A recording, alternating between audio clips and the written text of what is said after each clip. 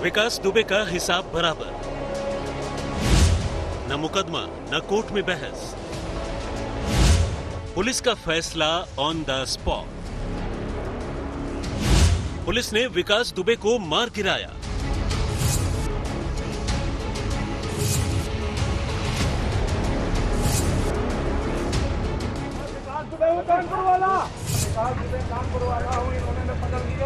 विकास दुबे कानपुर वाले ने अपनी गिरफ्तारी का जो ड्रामा गुरुवार को उज्जैन में रचा था, 24 घंटे के भीतर यूपी पुलिस ने उसका क्लाइमेक्स उसी के खून से लिख दिया। 2 जुलाई को कानपुर के बिकरू गांव में विकास दुबे ने पुलिस वालों का खून बहाया था और 10 जुलाई की सुबह पुलिस ने विकास दुबे का फुल एंड फाइनल हिसाब किताब कर दिया। अभियुक्त विकास दुबे उपरोक्त ने घायल पुलिसकर्मी की पिस्टल छीनकर भागने की कोशिश की। आत्मसमर्पण करने को कहा गया, किंतु वह नहीं माना। वो पुलिस टीम पे फायर करने लगा। पुलिस द्वारा आत्मरक्षार्थ जवाबी फायरिंग की गई। विकास दुबे घायल हो गया, जिसे तत्काल ही इलाज हेतु अस्पताल ले जाया गया, जहां इलाज के दौरान उसकी मृत्यु हो गई। गुरुवार की रात जब एसटीएफ विकास दुबे को लेकर कानपुर के लिए निकली थी, तभी ये कयास लगाए जा रहे थे कि रास्ते में कुछ न कुछ अनहोनी हो सकती है। झमाझम बारिश हो रही थी और इसी बारिश के बीच आज तक की टीम एसटीएफ के काफिले के पीछे थी। उत्तर प्रदेश एसटीएफ की टीम विकास दुबे को लेकर कानपुर पहुंच चुकी है। हमारे पीछे की तरफ आप देख पा रहे हैं, हम कैमरा पर्सन कहेंगे दिखाएंगे कि एक्सक्लूसिव तस्वीरें ये आप देख पा रहे हैं। जो ये विकास दुबे है उसको लेकर कानपुर पुलिस की टीम, ये आप देख पा रहे हैं, इसमें इसी कार में जो विकास दुबे है वो बैठा हुआ है, यूपी एसटीएफ की टीम बैठी हुई है। सुबह करीब 6:30 बजे एसटीएफ की कार कानपुर शहर से करीब 47 मिनट पहले 12 टोल प्लाजा पार किया, लेकिन कानपुर शहर में पहुंचने से पहले अविश्वसनीय और अकल्पनीय तरीके से एसटीएफ की वो गाड़ी पलट गई जिसमें विकास दुबे सवार था।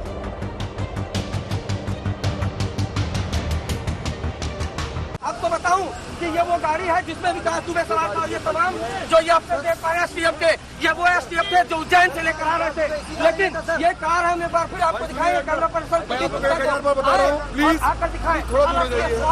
लेकिन हमारे कैमरे पर आज तक एसटीएफ के अधिकारी ने कहा है कि विकास दुबे जिस गाड़ी में सवार था वो ये गाड़ी है और ये गाड़ी यहाँ पर पलट गई। उज्जैन से इसको कस्टडी में लेकर जाया जा रहा था, लेकिन ये गाड़ी पलट गई। अब इसमें जो लोग सवार थे वो कहाँ गए ये देखने वाली बात है।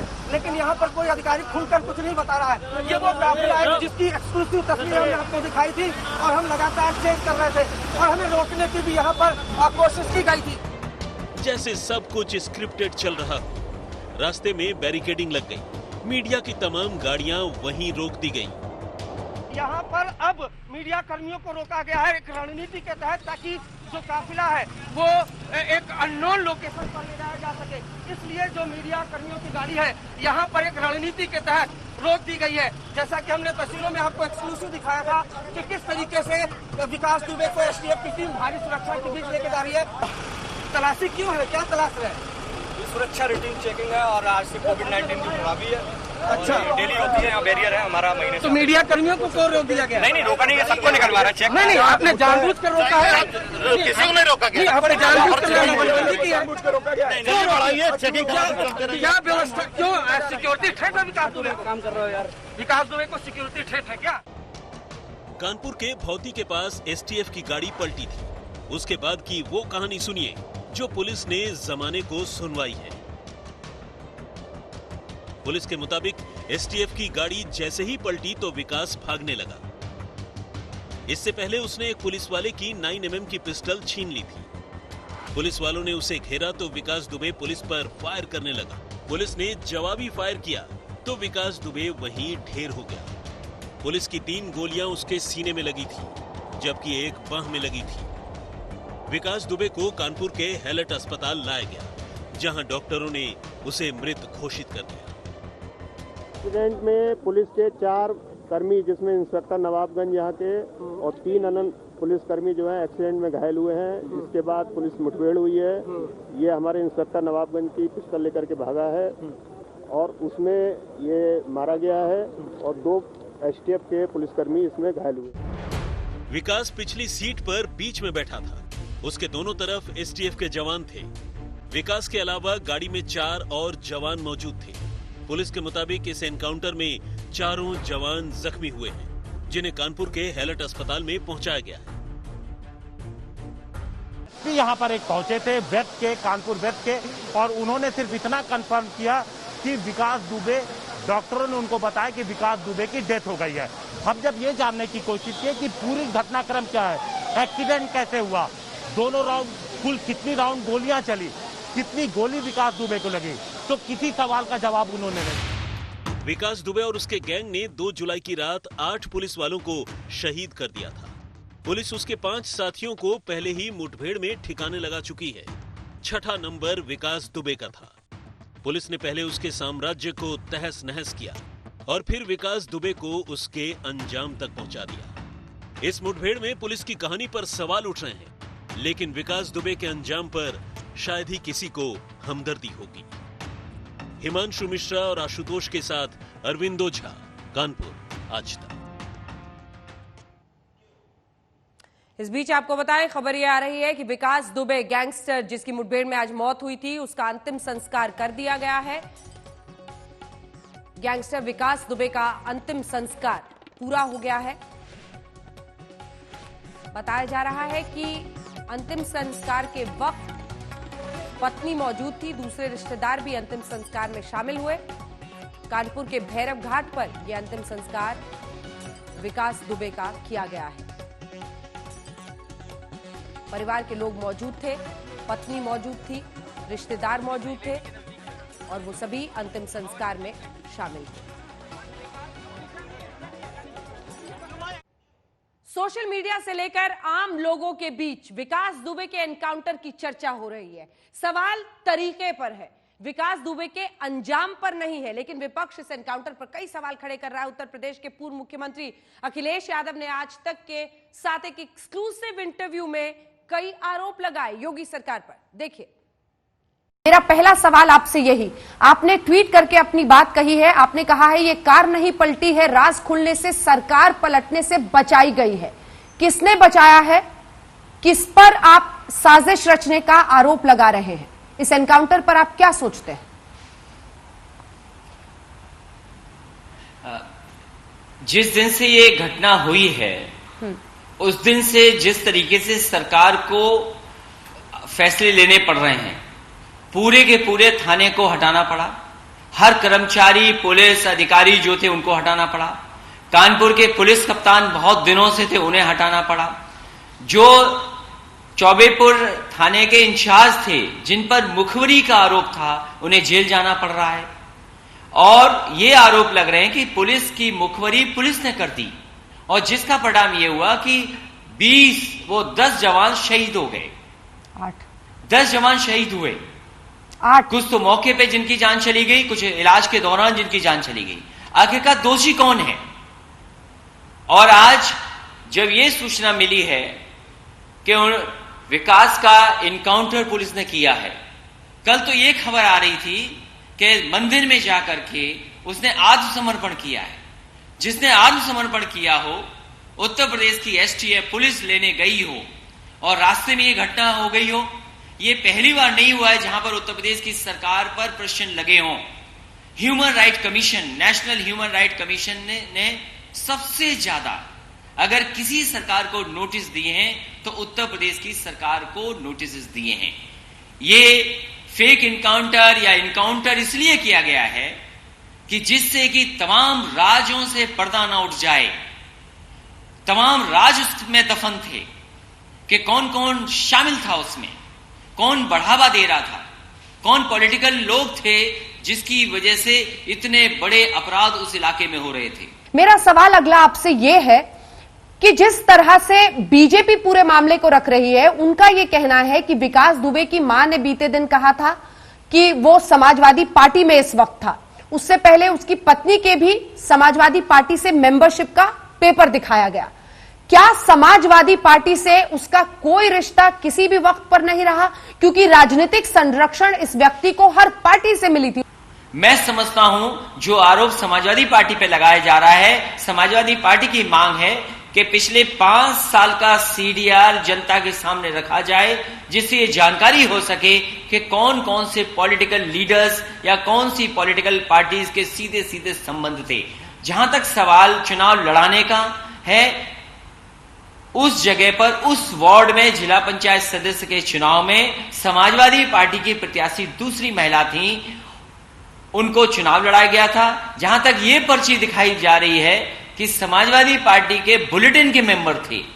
कल को अगर कोई और मैगजीन उसके पास होती तो क्या वो सीधा सीधा उसका मालिक उसके लिए वो था? पता नहीं, वो थी भी पर्ची के बाद में बना ली गई। ये बीजेपी से अच्छा कोई नहीं जानता। मुझे दुख इस बात का है कि उनकी मां से भी ये कहलवा दिया गया कि हां ये समाजवादी पार्टी का सदस्य था। तो देखिए बीजेपी की कितनी बड़ी चाल है, और बीजेपी की सरकार होते हुए बीजेपी को अपने अधिकारियों पे कार्रवाई करनी पड़ रही हो, पूरा का पूरा थाना उन्हें हटाना पड़ रहा हो। जो शहीद हुए हैं उनको दिखावे के लिए, जिससे कि पूरी की नाराजगी भारतीय जनता पार्टी पे ना हो, इसलिए दूसरे पार्टियों का भी नाम ले लें। मेरी मांग है कि सीडीआर जारी करें, सीडीआर जनता को दिखाएं कि कौन कौन इसमें शामिल थे। जो इनकाउंटर हुआ है वो इसीलिए हुआ है कि भारतीय जनता पार्टी के नेताओं के राज न खुल जाएं। नमस्कार, स्पेशल रिपोर्ट के इस हिस्से में एनकाउंटर की संपूर्ण फिल्म हम आपको दिखाने जा रहे हैं। गैंगस्टर के 24 घंटे, ये कहानी है महाकाल के मंदिर से मौत की 4 गोलियों तक की। कैसे 24 घंटे में गैंगस्टर विकास दुबे का गेम ओवर हो गया। आज तक के 12 रिपोर्टर्स की ये सबसे बड़ी रिपोर्ट है।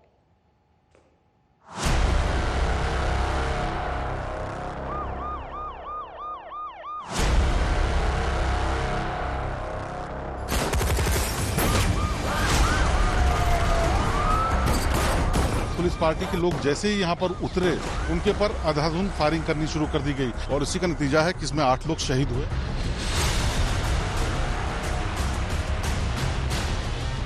दुर्दांत अपराधी विकास दुबे आज उज्जैन से गिरफ्तार हो गया।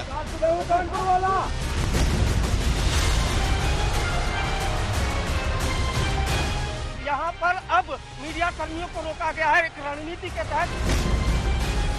विकास दुबे का जो उज्जैन से लेकर आई थी गाड़ी, वो गाड़ी अचानक से यहाँ पर पलट गई है।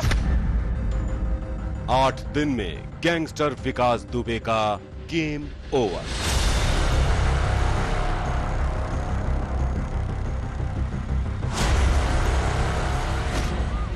दो जुलाई की आधी रात को कहानी गैंगस्टर और उसके गैंग की यूपी पुलिस पर बरसती गोलियों से शुरू होती है, जिसमें 8 पुलिस वालों की लाशें बिछा दी जाती हैं, और 10 जुलाई को गैंगस्टर पर बरसती यूपी पुलिस की गोलियों पर खत्म हो जाती है। और कानपुर उज्जैन हाईवे के किनारे महुए के पेड़ के नीचे पड़ी विकास दुबे की लाश के साथ गैंगस्टर का चैप्टर भी क्लोज हो जाता है।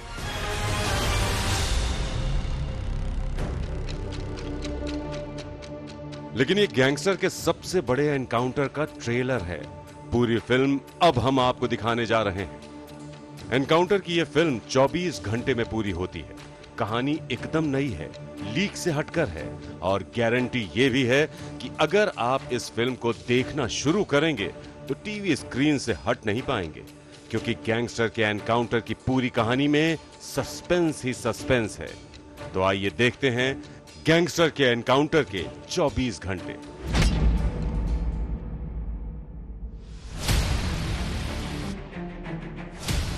उज्जैन के महाकाल मंदिर में गैंगस्टर विकास दुबे की गिरफ्तारी होती है।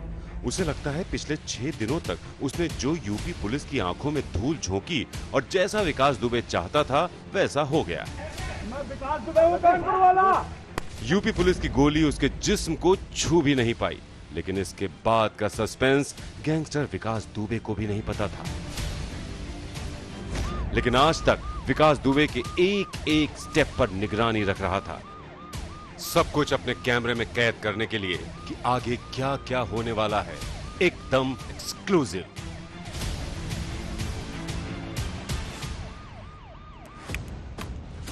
9 जुलाई सुबह 7:32। उज्जैन का महाकाल मंदिर। ये सबने देखा उज्जैन के महाकाल मंदिर में विकास दुबे गिरफ्तार हुआ, लेकिन इसकी सच्ची और पूरी कहानी आज तक आपको दिखा रहा है। चेहरे पर मास्क लगाए विकास दुबे शंख तिराहा वाले गेट से महाकाल मंदिर में एंट्री करता है। कोरोना के चलते यहां उसका 2 बार टेम्परेचर चेक किया जाता है। एंट्री गेट पर ही पुलिसकर्मी खड़ा है, पर वो किसी से बात करने में व्यस्त है। विकास दुबे एक नीली पर्ची लिए मंदिर में अंदर आता है, महाकाल के दर्शन करता है। विकास दुबे हाथ में काला बैग लेकर सुबह 7:32 से 8:17 तक मंदिर परिसर में घूमता रहता है, लेकिन कोई नहीं पहचान पाता ये कि ये कुख्यात गैंगस्टर विकास दुबे है। उज्जैन में वो जिस तरीके से महाकाल मंदिर के दाखिल हुआ, आखिरकार पूरा वो घटनाक्रम कैसा रहा होगा, वो समझाने के लिए हम सबसे पहले उस बुकिंग काउंटर पर पहुंचे हैं, जहां से एक पर्ची उसने 250 रुपए की विकास दुबे ने कटवाई थी। ये वो बुकिंग काउंटर है जहां से आज सुबह 7:30 से 8 बजे के करीब विकास दुबे ने पहले एक पर्ची कटवाई, क्योंकि अभी फिलहाल मंदिर में अंदर जाने के लिए, दर्शन करने के लिए ये नया सिस्टम लगाया गया है, जिसके चलते आप पर्ची कटवा के ही मंदिर के अंदर जाकर के दर्शन कर सकते हैं। यहाँ से पर्ची कटवाने के बाद आपको वो तस्वीर दिखाते हैं उस गेट की हम, जहाँ से विकास दुबे ने महाकाल मंदिर परिसर के भीतर प्रवेश किया था। ये वो दरवाजा है, यहीं से विकास दुबे बताया जा रहा है कि अंदर जाता है। अंदर जाने के बाद वो बाकायदा महाकाल मंदिर के गर्भगृह के बाहर जो नंदी गृह है, नंदी हॉल से वो दर्शन करता है। अचानक मंदिर के गार्ड को शक होता है, वो विकास दुबे को रोकता है तो वो आनाकानी करने लगता है। इतने में गार्ड पुलिस बुला लेता है और उसकी गिरफ्तारी होती है। वो चीख कर कहता है, मैं विकास दुबे हूँ, कानपुर वाला। आईडी प्रूफ मांगा उनसे कि आपका आईडी प्रूफ बताइए सर, तो उन्होंने कहा कि ये रहा। तो नवीन पाल नाम से उनकी आईडी निकली। फिर हमने पूछा आपकी उम्र कितनी है, तो उन्होंने कहा 27 साल। जब 50 साल का व्यक्ति 27 साल कैसे बोलेगा? फिर हमको शक हो गया। विकास दुबे की गिरफ्तारी के बाद उसे महाकाल मंदिर की पुलिस चौकी में लाया जाता है। विकास दुबे को सुरक्षा कर्मियों ने पकड़ा महाकाल मंदिर के भीतर, तो ये वो रास्ता है जहां से फिर उसे लेकर के बाहर लेकर के आया गया। इसी रास्ते से होकर के सीढ़ियों को चढ़ता हुआ, क्योंकि महाकाल थाना जो है वो यहाँ से चंद कदमों की दूरी पे है, लेकिन थाने में जाने से पहले यहाँ पे महाकाल थाने की पुलिस चौकी है। ये वो पुलिस चौकी है जो मंदिर के ठीक बाहर बनी हुई है। यही पुलिस चौकी में सबसे पहले विकास दुबे को लाया गया और उससे पूछताछ शुरू की गई। जब उसका नाम और उसका नंबर जो है ट्रू कॉलर के जरिए सर्च किया जा रहा था, वो इसी पुलिस को। और आपको पता है कि जो फोटो विकास दुबे की वायरल हो रही है, जिसमें वो एक सोफे पर बैठा हुआ है, जहां पर उसकी फोटो खींची गई है, ये वो सोफा है जहां पे विकास दुबे को बैठाया गया था। सबसे पहले उसकी एक फोटो जो है वो यहाँ खींची गई थी, जिसमें चेहरे से उसका मास्क जो है वो नीचे करवाया गया था। पूछताछ में विकास दुबे कबूल करता है कि उसने शूट आउट के बाद बिकरू गांव में घर के बगल वाले कुएं के पास 5 पुलिस वालों की लाशों को एक के ऊपर एक रखा था। वो और उसका गैंग लाशों को जलाना चाहता था। आग लगाने के लिए घर में गैलनों में तेल भी रखा गया था, लेकिन उसे लाशें जलाने का मौका नहीं मिला और उसे वहां से फरार होना पड़ा। महाकाल चौकी से गैंगस्टर को महाकाल थाने ले जाया जाता है और फिर महाकाल थाने से उसे एक गुप्त जगह ले जाया जाता है। 9 जुलाई शाम 7:30 बजे उज्जैन का महाकाल मंदिर। मध्य प्रदेश पुलिस ने गैंगस्टर विकास दुबे को यूपी एसटीएफ के हवाले कर दिया, लेकिन उज्जैन पुलिस ने गिरफ्तारी कानून के पन्नों में नहीं दिखाई, क्योंकि गिरफ्तारी दिखाते ही कोर्ट में पेशी और फिर दूसरे राज्य में ले जाने के लिए ट्रांजिट रिमांड जरूरी हो जाती और यूपी पुलिस गैंगस्टर को अपनी गाड़ी में बिठाकर कानपुर के लिए निकल पड़ती है। कानपुर से शिवेंद्र श्रीवास्तव और अरविंद ओझा के साथ रवीश पाल सिंह, उज्जैन आज तक। उज्जैन से कानपुर के लिए गैंगस्टर विकास दुबे का यूपी एसटीएफ के साथ लगभग 300 किलोमीटर का पूरा सफर था। इस पूरे सफर पर 300 किलोमीटर पर चप्पे चप्पे पर आज तक के रिपोर्टर्स मौजूद थे, तैनात थे कैमरे के साथ। जहां से ये काफिला गुजरा, आज तक के कैमरे में कैद होती चली गई उसकी तस्वीर। लेकिन कानपुर आते ही आज तक की टीम को अचानक रोक दिया गया और 15 मिनट के भीतर विकास दुबे की गाड़ी पलटी। गैंगस्टर ने भागने की कोशिश की, और एनकाउंटर हो गया।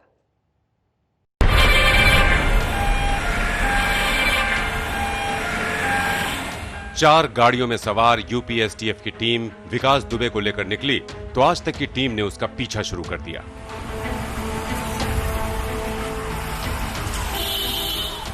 उज्जैन से निकलते ही एसटीएफ की टीम ने चकमा देना शुरू कर दिया।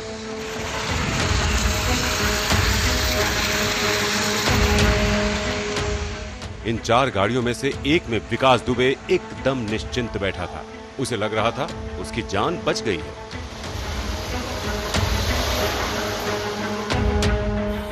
क्योंकि उज्जैन से कानपुर जाने का सबसे आसान रास्ता मक्सी, शाजापुर, ब्यावरा, गुना और शिवपुरी के रास्ते जाता है। लिहाजा आज तक की टीम शाजापुर के पास टोल प्लाजा पर मौजूद थी।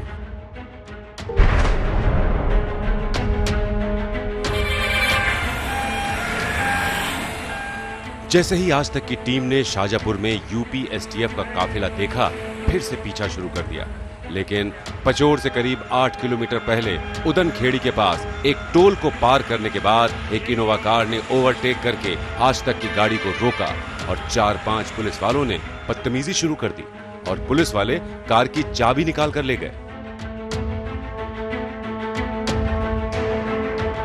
शाजापुर के पास आज तक की टीम उनके 4 गाड़ियों का जो काफिला था उसके पीछे लगती है और लगातार हम फॉलो करते हुए अपने दर्शकों तक वो तस्वीरें पहुंचा रहे थे जब वो हाईवे से गुजर रही थी गाड़ियां और कानपुर की तरफ जा रही थी, क्योंकि कई सारे टोल पड़ते हैं इस पूरी सड़क पे, नेशनल हाईवे ये है। ऐसे में जब लगातार हम फॉलो करते हुए दर्शकों तक अपनी तस्वीर पहुंचा रहे थे, उससे नाराज होकर के पुलिसकर्मियों ने पचोर से करीब 8 से 10 किलोमीटर पहले ये जो ढाबा है मां नर्मदा होटल और रेस्टोरेंट, ये जो ढाबा है इसके ठीक बाहर कार को हमारी हाईवे के किनारे लगवाया और उसके बाद जो ड्राइवर है उसके साथ पहले झुमा झटकी की, उससे कार की चाबी छीनी, फेंकी और उसके बाद जो हमारे सहयोगी कैमरामैन हैं उन्होंने चाबी को उठा करके अपने पास रखने की कोशिश की तो उन्हें धक्का दे करके यहीं ये जो ढाबे के जो पलंग है जहाँ पे बैठ के सब खाना खाते हैं यहीं पे गिरा दिया और उनसे कार की चाबी छीनकर वो आगे फरार हो गए। इस काफिले को कानपुर के लिए करीब 300 किलोमीटर का सफर तय करना था। काफिला पूरी रफ्तार से कानपुर की तरफ बढ़ रहा था। कुछ देर बाद एसटीएफ की गाड़ियां गुना से गुजरती हैं।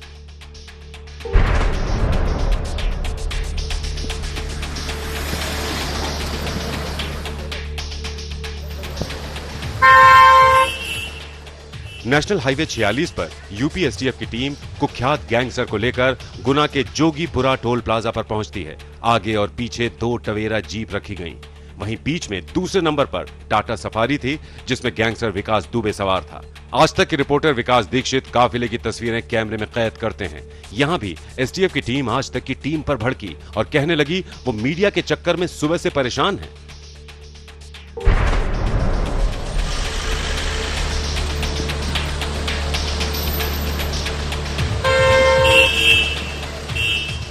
आज तक की टीम ने गैंगस्टर विकास दुबे को ले जा रही यूपी एसटीएफ की टीम को पगारा टोल प्लाजा पर भी कैमरे में कैद किया। यहां आज तक के रिपोर्टर विकास मौजूद थे।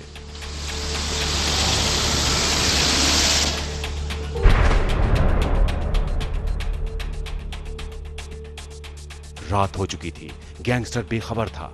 काफिला दौड़ रहा था और जैसे ही शिवपुरी के पुरणखेड़ी से रात 1:15 बजे गैंगस्टर की गाड़ी गुजरी, आज तक की टीम यहां भी मौजूद थी। आज तक के रिपोर्टर प्रमोद भार्गव ने गैंगस्टर की कार को अपने कैमरे में कैद किया। अब ये काफिला यूपी के झांसी की तरफ निकल गया।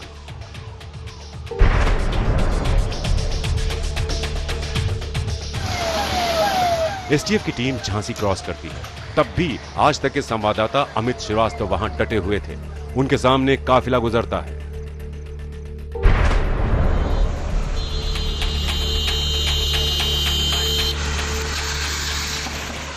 झांसी के बाद जालौन की बारी थी। जालौन में भी आज तक की टीम डटी हुई थी। रिपोर्टर अलीम सिद्दीकी एसटीएफ के काफिले को जालौन से गुजरते अपने कैमरे में कैद करते हैं। आज तक की टीम उज्जैन से कानपुर के रास्ते में हर उस खास जगह पर मौजूद थी। एसटीएफ के काफिले का पीछा करते करते रात गुजर गई।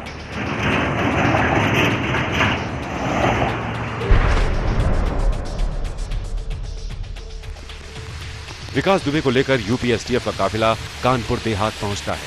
जैसे ही बड़ा जोड़ टोल प्लाजा से ये काफिला गुजरा, यहां भी हमारी टीम ने काफिले को कैमरे में कैद किया।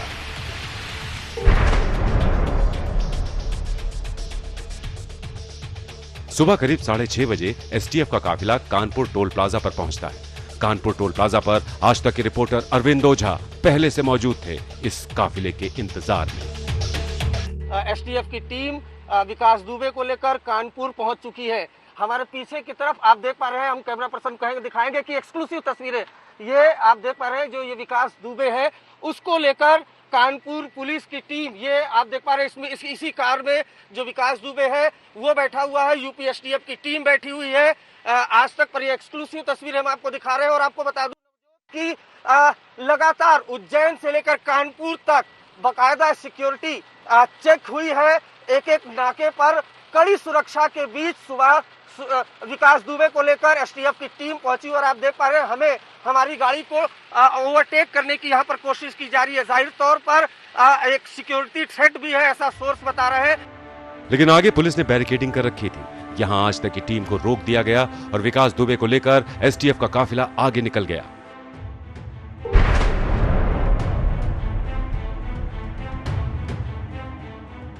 करीब 12 घंटे के सफर के बाद यूपी एसटीएफ की टीम अपने मोस्ट वांटेड मेहमान के साथ कानपुर में दाखिल हो चुकी थी।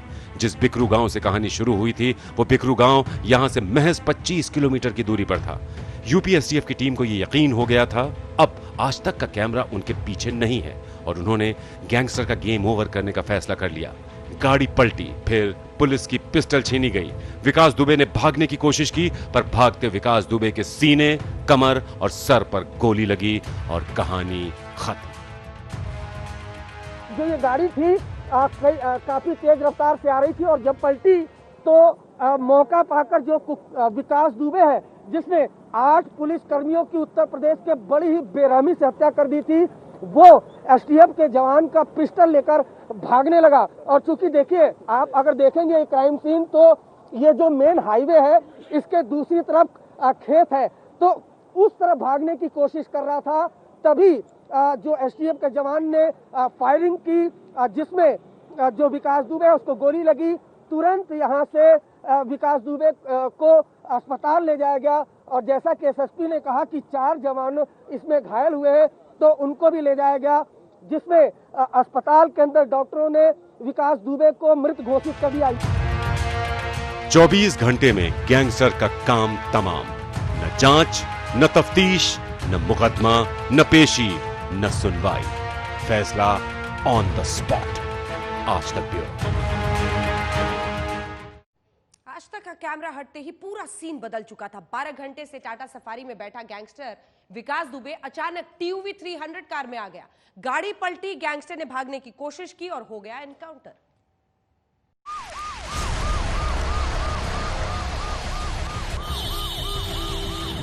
कानपुर टोल प्लाजा तक आज तक की टीम ने विकास दुबे को टाटा सफारी में बैठे हुए देखा था, लेकिन हमारी टीम उज्जैन से पीछा कर रही थी। अब चौंकने की बारी हमारी थी। हमें बताया गया कि जिस टीयूवी 300 गाड़ी का एक्सीडेंट हुआ है, विकास दुबे उसी में बैठा था और एक्सीडेंट के बाद भागने की कोशिश की। पुलिस टीम से पिस्टल छीनी और फिर एनकाउंटर में मारा गया। विकास दुबे उपरोक्त ने घायल पुलिसकर्मी की पिस्टल छीनकर भागने की कोशिश की। पुलिस टीम द्वारा पीछा कर उसे घेर कर आत्मसमर्पण करने को कहा गया, किंतु वह नहीं माना। पुलिस टीम द्वारा जान से मारने की नीयत से वो पुलिस टीम पे फायर करने लगा। पुलिस द्वारा आत्मरक्षार्थ जवाबी फायरिंग की गई। उपरोक्त विकास दुबे घायल हो गया, जिसे तत्काल ही इलाज हेतु अस्पताल ले जाया गया, जहां इलाज के दौरान उसकी मृत्यु हो गई। यहाँ पर अब मीडिया कर्मियों को रोका गया है एक रणनीति के तहत। जिस जगह आज तक की टीम को नाके पर पुलिस ने रोका था, वहां से एक्सीडेंट की जगह की दूरी करीब 10 किलोमीटर है। यानी 10 किलोमीटर पहले तक खुद आज तक ने देखा कि विकास दुबे सफेद टाटा सफारी कार में बैठा है। फिर मीडिया के पीछे छूटते ही अचानक वो टीयूवी 300 गाड़ी में कैसे पहुंच गया? क्या गाड़ी की अदला बदली एनकाउंटर के लिए ही की गई थी? अब आइए जरा TUV 300 गाड़ी की पड़ताल करते हैं। पुलिस के मुताबिक सुबह बारिश हो रही थी और मीडिया के पीछा करने की वजह से गाड़ी तेजी से भगाई जा रही थी। इसी वजह से टायर स्किड कर गया और तेज रफ्तार गाड़ी पलट गई और 50 से 100 मीटर तक घिसटती चली गई। तेज रफ्तार में किसी भी गाड़ी का यूं पलटना और 50 से 100 मीटर तक घिसटना गाड़ी को काफी नुकसान पहुंचा देगा। पर यहां गाड़ी के सभी शीशे सलामत, गाड़ी के डैमेज होने का कोई निशान मौजूद नहीं। यहां तक कि जिस जगह यह कथित हादसा हुआ वहां उल्टा घिसटने या टायर के भी ऐसे कोई निशान नहीं मिले। हालांकि बारिश की वजह से मिट्टी जरूर गीली थी। शिवेंद्र श्रीवास्तव और हिमांशु मिश्रा के साथ अरविंद ओझा, कानपुर आज तक। और इसी के साथ स्पेशल रिपोर्ट में इतना ही।